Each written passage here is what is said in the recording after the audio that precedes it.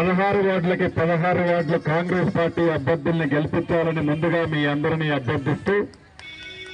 ఈ గడిచిన 2 సంవత్సరాలలో ప్రజా ప్రభుత్వం పేదోడి ప్రభుత్వం వచ్చిన తర్వాత గౌరవ ముఖ్యమంత్రి రేవంత్ రెడ్డి గారి నాయకత్వంలోని ఈ ప్రభుత్వం మీ ప్రభుత్వం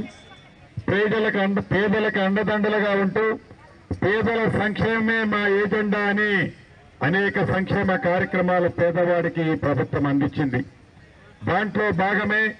200 యూనిట్లు ఉచిత విద్యుత్ ప్రతి పేదవాడి ఇంటికి, పెద్దోళ్లు తినే సన్న బియ్యము పేదంటి ఆడబిడ్డ కూడా తినాలని సన్న బియ్యం ఇచ్చే కార్యక్రమం, 10 సంవత్సరాలలో రేషన్ కార్డు ఇవ్వకపోతే అర్హులైన ప్రతి ఒక్కరికి కొత్త రేషన్ కార్డులు,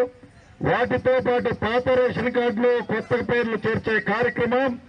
ఇటువంటి ఆర్టీసీ బస్సులో ఆడబిడ్డలు ఎంత దూరం ప్రయాణం చేసినా ఉచిత బస్సు సౌకర్యం, పేదవాడి పిల్లలు హాస్టల్లో చదువుకునే పిల్లలకి 40% డైట్ ఛార్జీలు పెంచడమే కాకుండా ఆడపిల్లలకి కాస్మెటిక్ ఛార్జీలు 200% ఈ ప్రభుత్వం పెంచింది.